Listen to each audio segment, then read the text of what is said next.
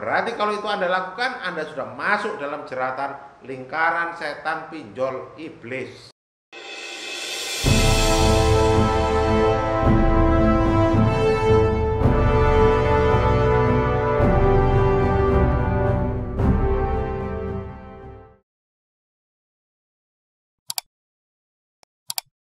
Masih dengan saya Ahmad Junaidi tentang pinjol. Kali ini saya akan bahas tentang lingkaran setan pinjol. Kemarin ada satu berita yang menyatakan bahwa dari PPATK diduga ada investasi pinjol itu senilai lebih dari 1 triliun.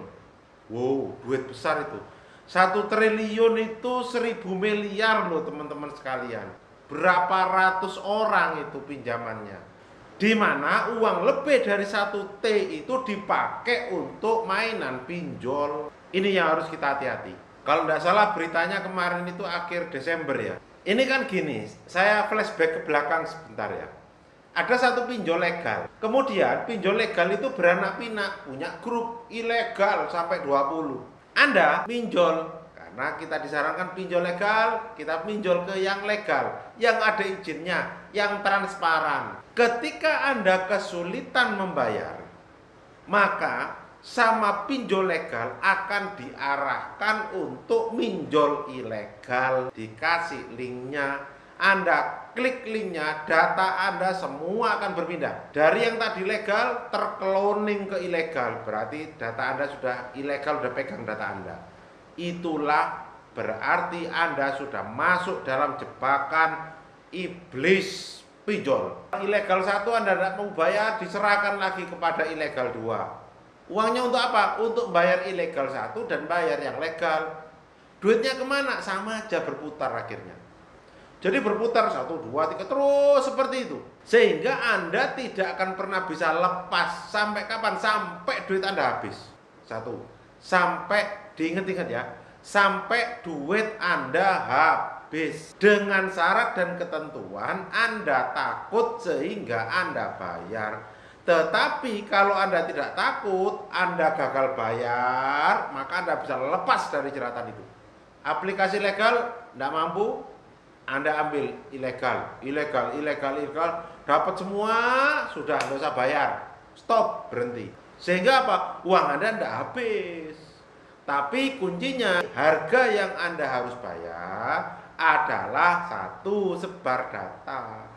Yang kedua, nanti mungkin akan tetangga saudara ribut. Tetapi itu lebih worth it. Tetapi itu lebih saya sarankan daripada harta Anda, tabungan Anda, duit Anda semua habis untuk bayar pinjol. Yang tidak jelas kapan selesainya, yang tidak jelas kapan Anda bisa lunas, yang tidak jelas kapan Anda akan bisa mengembalikan duit yang selama ini Anda kumpulkan. Karena sudah banyak korban yang seperti itu. Kendaraannya habis bayar pinjol, utang sana sini sampai rentenir untuk bayar pinjol. Jadi sampai habis, mobil habis untuk bayar pinjol. Bahkan rumah pun ada yang sampai terjual gara-gara bayar pinjol. Nah ini kan satu hal yang gawat.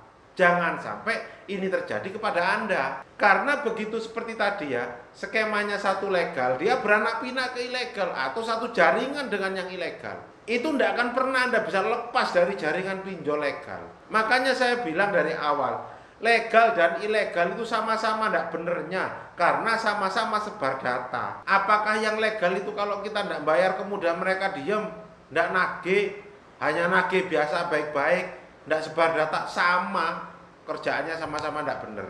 Jadi kalau sampai Anda sekarang punya pinjaman legal, ketika Anda gagal bayar, Anda akan disarankan untuk minjol ilegal. Berarti kalau itu Anda lakukan, Anda sudah masuk dalam jeratan lingkaran setan pinjol iblis, yang Anda sulit untuk keluar kecuali Anda kuatin mental untuk tidak bayar, untuk gagal bayar pinjaman online. Jadi sekali lagi kuatin mentalnya, udah nggak usah bayar. Kalau Anda takut, DC-nya mulai sekarang nggak usah nagih saya. Sampaikan seperti itu, mulai sekarang nggak usah nagih saya. Kenapa? Sampai kapanpun tidak akan saya bayar. Kalau toh saya bayar, saya sedekahkan kepada masjid. Kalau toh tidak saya bayar, saya sedekahkan kepada yatim piatu. Kalau toh saya bayar, saya sedekahkan kepada panti sosial. Sampaikan seperti itu. Siapa yang nyuruh Pak? Pak Ahmad Junaidi. Bilang seperti itu. DC semua tahu kok, saya tahu. Kalau Anda jawab seperti itu, enak. Atau kalau enggak, DC-nya suruh nagih saya, Ahmad Junaidi, suruh nagih. Nomornya Pak, nomor saya sudah ada di grup. Kasih nomor saya, belakangnya yang 865. Nah itu, kasih nomor itu aja. Biar nagih saya. Selama ini Pak, banyak yang nagih. Gitu ya. Tapi semoga tak coba kalau ada DC nagih, tak insafin. Kalau saya longgar, tak balas, tak insafkan. Kenapa? Susah jadi DC. Saya pernah jadi DC kok. Ya. Semoga